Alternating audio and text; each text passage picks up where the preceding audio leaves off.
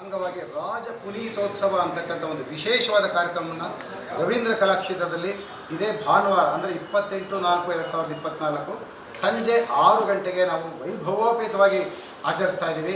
ಅವತ್ತಿನ ದಿನ ನಾಡಿನ ಹಲವಾರು ಕ್ಷೇತ್ರಗಳಲ್ಲಿ ದುಡ್ದಂಥ ಗಣ್ಯ ವ್ಯಕ್ತಿಗಳಿಗೆ ನಾವು ಡಾಕ್ಟರ್ ರಾಜ್ ರತ್ನ ಹಾಗೂ ಡಾಕ್ಟರ್ ಪುನೀತ್ ರತ್ನ ಅಂತಕ್ಕಂಥ ಒಂದು ಪ್ರಶಸ್ತಿಗಳನ್ನ ಕೂಡ ನಾವು ನೀಡ್ತಾ ಇದ್ವಿ. ಜೊತೆಗೆ ವಿಶೇಷವಾದ ಚಲನಚಿತ್ರ ಗಾಯಕಿಯರು ಬಂದು ಅವತ್ತು ಡಾಕ್ಟರ್ ರಾಜ್ ಹಾಗೂ ಪುನೀತ್ ಅವರ ಚಿತ್ರದ ಹಾಡುಗಳನ್ನ ಹಾಡ್ತಾರೆ. ವಿಶೇಷ ನೃತ್ಯಗಳಿದೆ.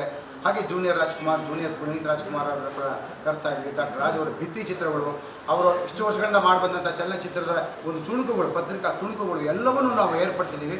ಆಮೇಲೆ ಈ ಒಂದು ಕಾರ್ಯಕ್ರಮಕ್ಕೆ ಬಹಳ ಗಣ್ಯರಾಗಿರ್ತಕ್ಕಂಥ ಶ್ರೀ ರವಿಕಾಂತೇಗೌಡರು, ಪೊಲೀಸ್ IGP ಆಗಿರ್ತಕ್ಕಂಥವ್ರು, ಹಾಗೆ SA ಚಿನ್ನೇಗೌಡರು, ಅಲ್ಲದೆ ಚಲನಚಿತ್ರ ನಟಿ ಭವ್ಯ ಅವರು, ಅದ್ರ ಜೊತೆಗೆ ನಮ್ಮ ಸಲಹೆಗಾರರಾಗಿರ್ತಕ್ಕಂಥ ಶ್ರೀ ಗುರುರಾಜ್ ಅವರು ಹಾಗೂ ಅನಂತ್ ಅವರು ಎಲ್ಲರೂ ಇದ್ದಾರೆ.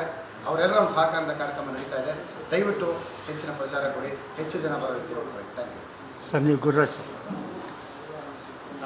ನಮಸ್ಕಾರ, ನಾನು ಗುರುರಾಜ್.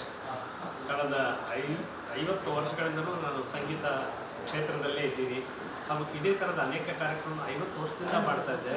ಆದರೆ ಸಿಂಫೋನಿ ಶೋ ಅದನ್ನು ದೊಡ್ಡ ರೀತಿಯಲ್ಲಿ ಮಾಡಬೇಕಂತೇಳಿ ಈ ಸಲ ಅಭಿಪ್ರಾಯ ಮೂಡಿಸಿದಾಗ ಖಂಡಿತ ನಾನು ಅವ್ರು ಹೇಳಿದೆ, ನಾನು ಕೂಡ ಸಹಾಯ ಮಾಡ್ತೀನಿ. ಇದಕ್ಕೆ ನಾನು ಸುಮಾರು ಜನ ಅಂದರೆ ಭಾರತದ ಶ್ರೇಷ್ಠ ಸಂಗೀತ ನಿರ್ದೇಶಕರನ್ನು ಕರೆಸಿ, ದಕ್ಷಿಣ ಭಾರತದ ಸಂಗೀತ ನಿರ್ದೇಶಕರನ್ನು ಕರೆಸಿ ಅವರಿಗೆಲ್ಲ ಒಂದು ಸನ್ಮಾನ ಮಾಡಿ ಅವರದ ಹಾಡಿನ ಕಾರ್ಯಕ್ರಮ ಇತ್ತೀಚೆಗೆ ವಾಣಿಜ್ಯರಾಮ್ ಅವರು ತೀರಿಕೊಂಡಾಗ ಇಡೀ ಕರ್ನಾಟಕದಲ್ಲಿ ಯಾರೂ ವಾಣಿಜ್ಯರಾಮ್ ಕಾರ್ಯಕ್ರಮ ಮಾಡಲಿಲ್ಲ. ನಾನೇ ವಿಶೇಷ ಒಂದು ಪ್ರಯತ್ನವನ್ನು ಮಾಡಿ ಒಂದು ಯಶಸ್ವಿ ಕಾರ್ಯಕ್ರಮ ಮಾಡಿದೆ.